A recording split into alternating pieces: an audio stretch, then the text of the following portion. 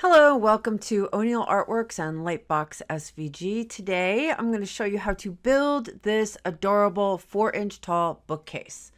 Let's start in Cricut Design Space by choosing the Upload button and then the Upload Image button. And then choose the Browse button. Now you're going to navigate to where you've saved the file and then double click on miniaturebookcase.svg and bring it into Cricut Design Space. Now choose Continue.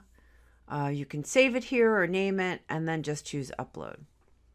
And what's nice about this particular file is that it comes in at about 4 inches tall. So when you click and drag the graphic that comes in as it's grouped, you can see that the back piece is 4 inches tall, and that's going to be the outcome of the entire bookcase. So that means if you'd like it larger or smaller, as long as you have the sizing locked, you can click and drag this grouped objects, these grouped objects, to a different size. And as long as you're using that little corner arrow and not a side arrow, it will resize everything proportionately. Now, when you choose Make, you'll notice that because everything's the same color, it's going to come on the same piece of cardstock. And that's by design because I have this bookcase all the same color because I'm going to use the same exact type and color of cardstock. The other nice thing about it is because it's a miniature, it can fit on an 8.5 by 11 piece of cardstock.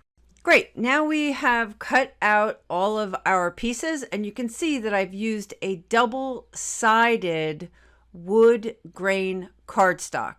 And that's because when we build the bookcase, it's going to have to look like wood on the outside and it's also going to have to look like wood on the inside. So don't worry, I'll put a link to the cardstock that I used here so that you can find something similar and do the same thing. And you can see here what I'm doing is I am folding at the perforated lines on the bookcase. So yeah, I've made everything super easy. By the time you get this off of your Cricut, you'll just need to fold on the perforated edges. Look at how nice that is. Now, the shelves, the way that the shelves are designed to work is there's a little perforation, you can see, that makes it thick on the end, but we squeeze it tight on the other end. So I'm just going to put a bead of glue, and I'm using Aleene's Fast Dry tacky glue, quick dry tacky glue. That works really pretty good for this particular piece of the miniature book Nook that I'm making. And the other thing that I'm going to do is use these very small clips because otherwise I would have to, just sort of hold this until it really dried, because although it says quick dry, it's not really that quick. There is another glue that I used, but I ran out, so I couldn't even show it to you in this tutorial. It's Zip's Fast Dry. It's like a rubber cement, and it's super duper fast, really fast. I love it. But the tacky glue is great, and I have like 100 of these small clips, so I'm just going to use them to save us time.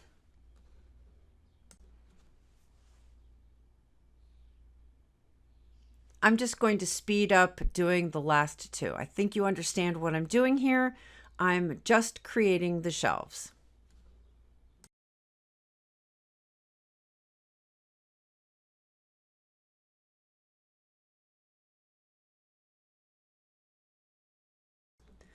Okay, now let's attach our shelves to the bookcase.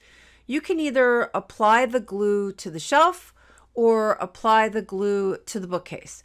I'm going to first show you one way and then the other. Really is 6 in one hand, half dozen in the other.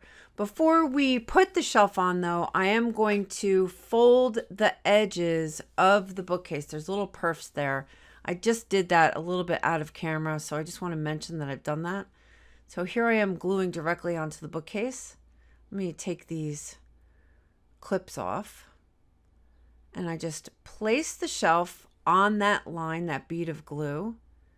And then because I've folded the edges, just push that into the folded side of the bookcase. This is one of the downsides to the Aleene's tacky glue. It works great, but I'm pretty impatient.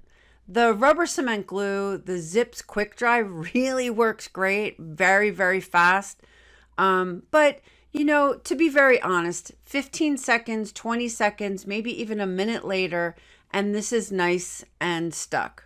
So I'm just being very impatient. That's not going to fit.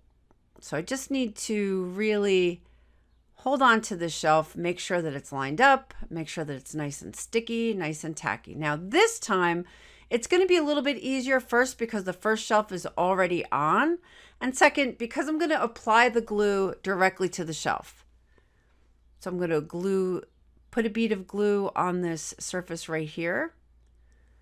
And then I'm going to put the beads of glue on the sides. And now I just want to place this on that line that shows where the shelf is and then pinch it into the sides.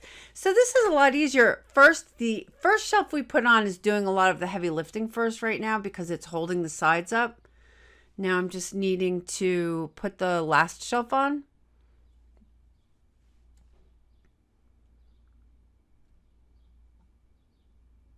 So I'm going to fold at the perforated lines and apply the glue.